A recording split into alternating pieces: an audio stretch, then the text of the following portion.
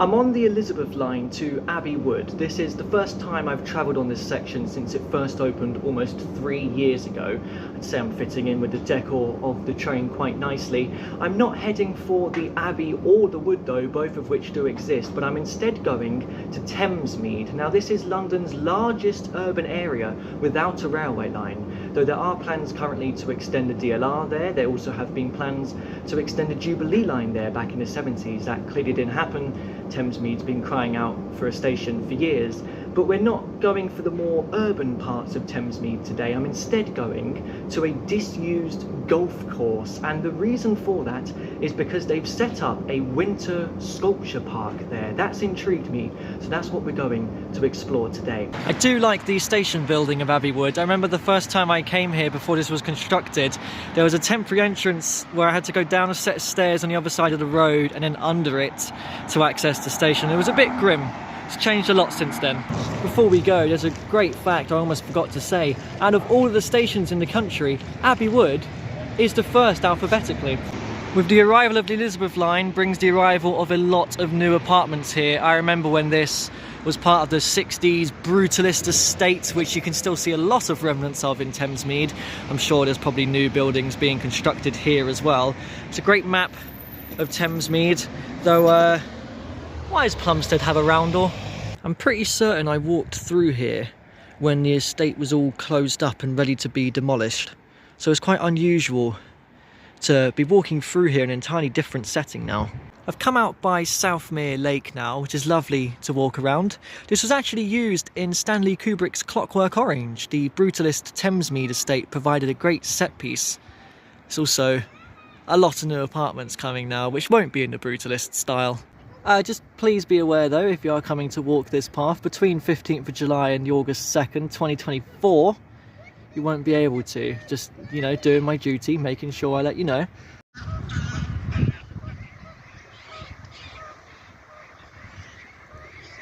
I've come up onto the Ridgeway. This is a very linear path that starts back at Plumstead and is built on top of the Southern Outfall Sewer, which was built back in the 1850s and runs up to Crossness Pumping Station, which is by the River Thames. More on that later.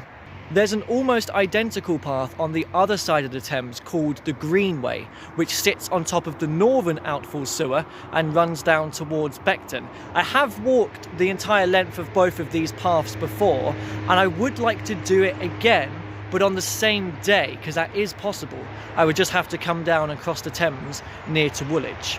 Coming off of the Ridgeway path, that's heading to Crossness in that direction, and if we go through here, we'll get to the disused golf course. You can very clearly see on this map here, former golf course and the driving range up beside the Thames. You can still access the grounds. I knew that you could, which is why I'm quite intrigued to see where the sculptures are going to be.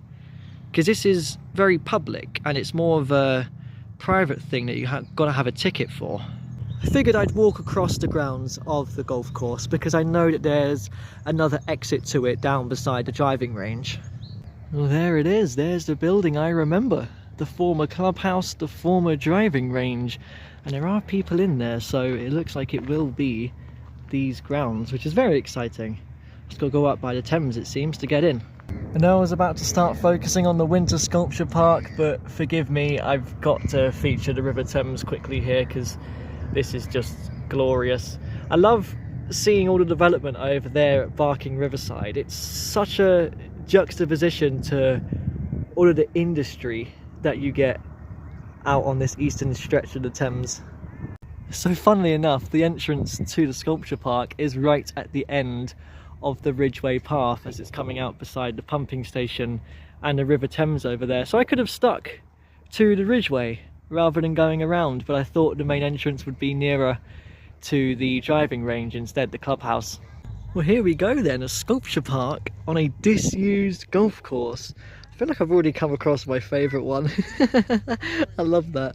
Oh, I can actually draw on it. Should I just be boring and put a basic smiley face? Yeah, that's good enough.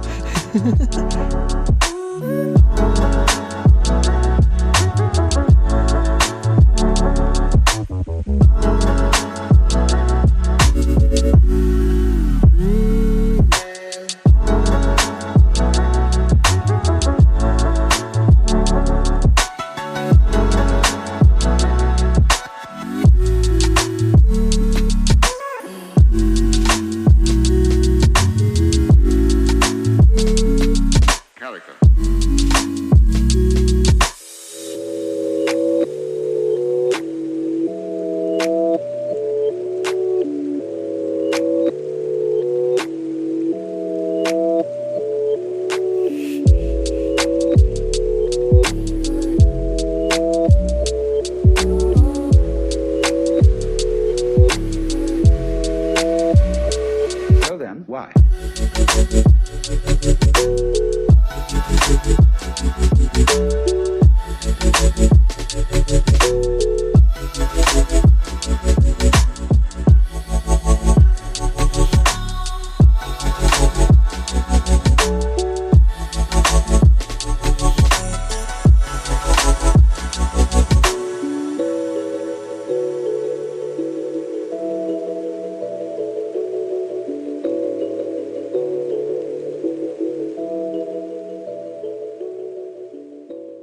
Right, I actually get to enter the grounds of the old clubhouse where people would have shot their golf balls from out across this land here. I didn't think I'd get to go in here. This is very exciting.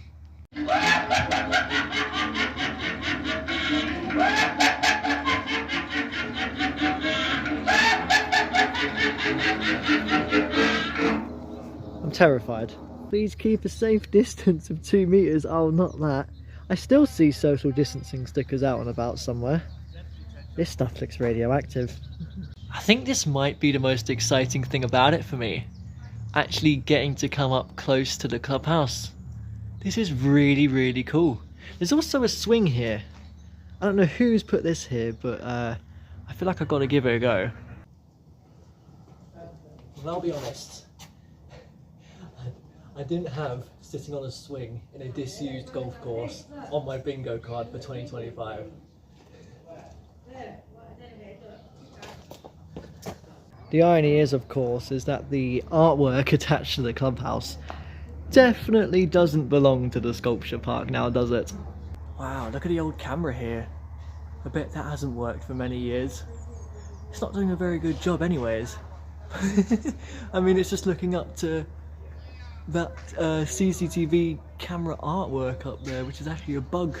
I wouldn't have seen that if I didn't look to where the camera was pointing. Can I peer into the old clubhouse itself? Oh, yes, I can. Wow, I can actually see in. So it seems like there's a total of 34 art pieces. I didn't know how many there would be. That's quite a lot, to be fair. Wait a minute. The swing is one of them. I genuinely thought someone, like an urban explorer, must have just put it there. Oh, this is cool. They actually have mini golf here. Here, I should give it a go. Let's grab the putter and a ball and we'll knock it off there and see if we can... I should see if I can make it land in London.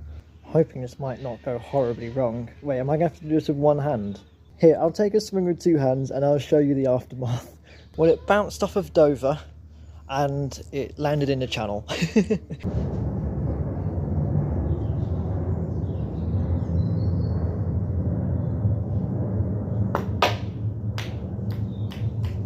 that didn't work.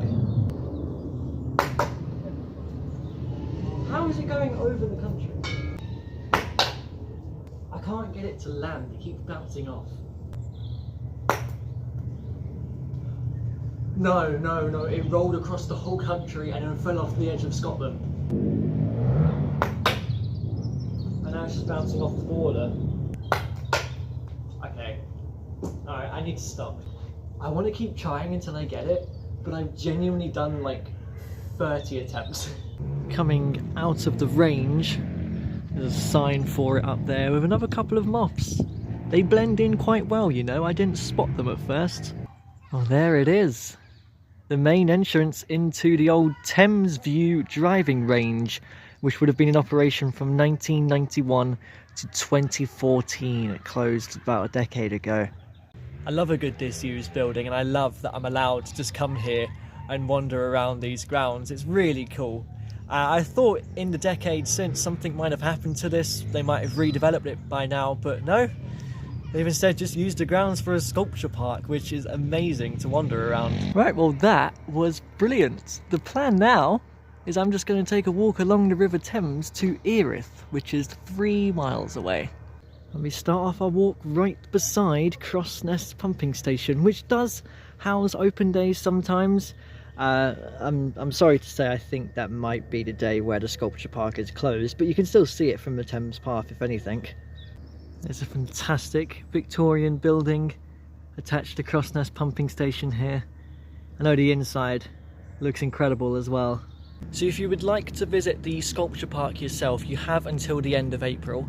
So I guess it's more of a spring sculpture park than a winter one. It's open every weekend apart from 2 weekends, so check dates. I'll leave a link in the description anyways for more information and for where you can purchase a ticket. It is free, but just in case I would get a ticket, even though they didn't check mine anyways.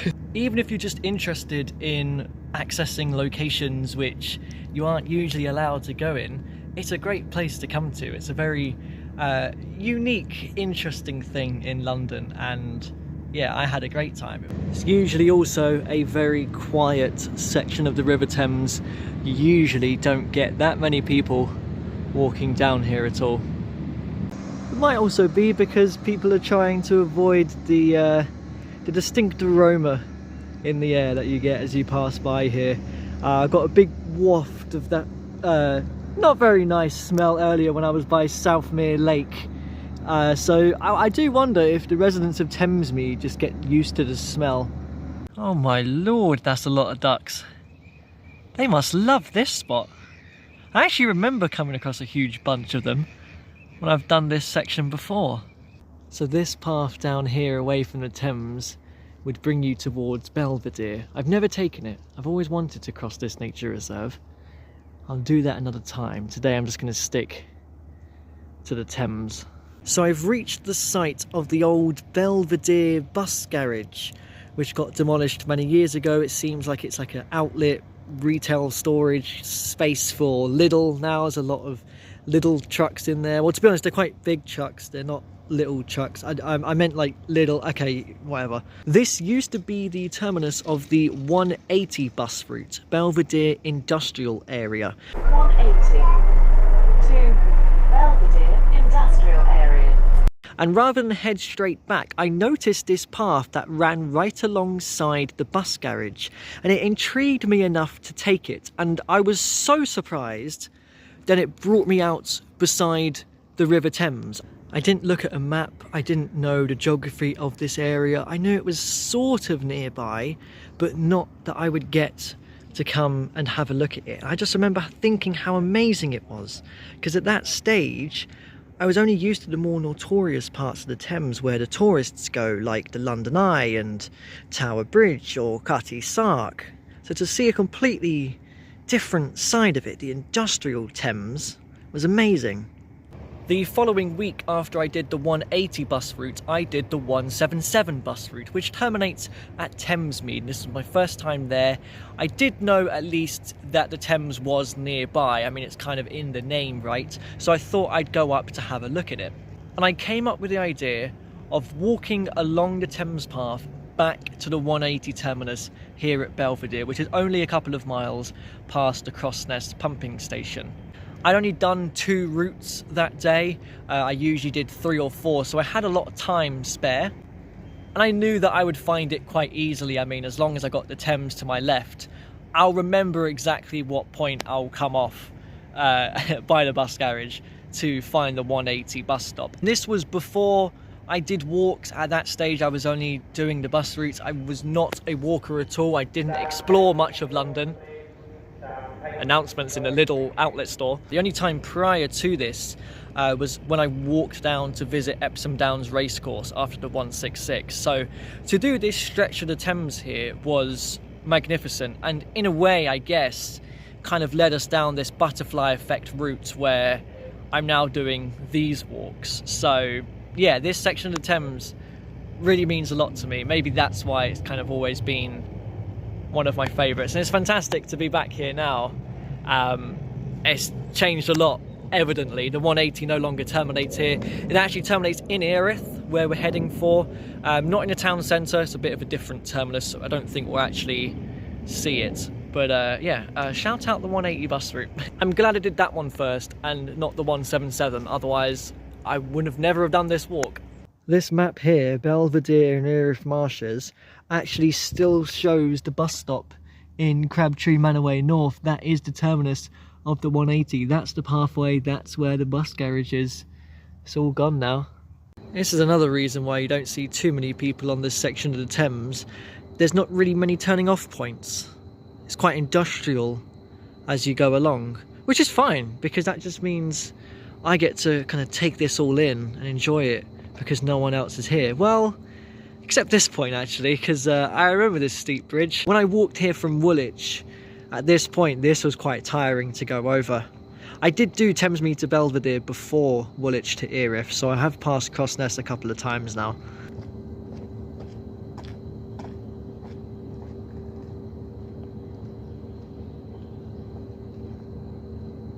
Coming down though the other side is where you start to get your view of Erith church spire and the houses over there. So we don't have long left.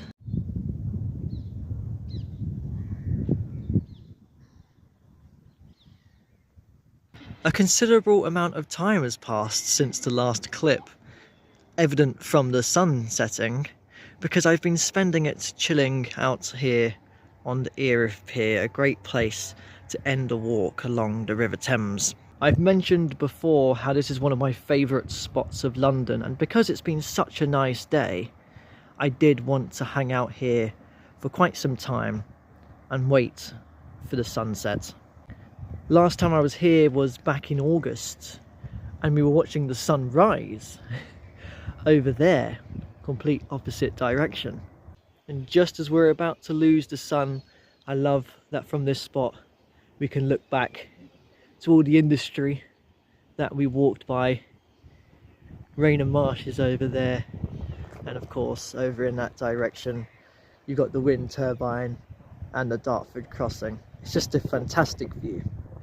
Erith Pier has always meant a lot to me from the first time I came here when I started the London Loop, the 150-mile orbital path.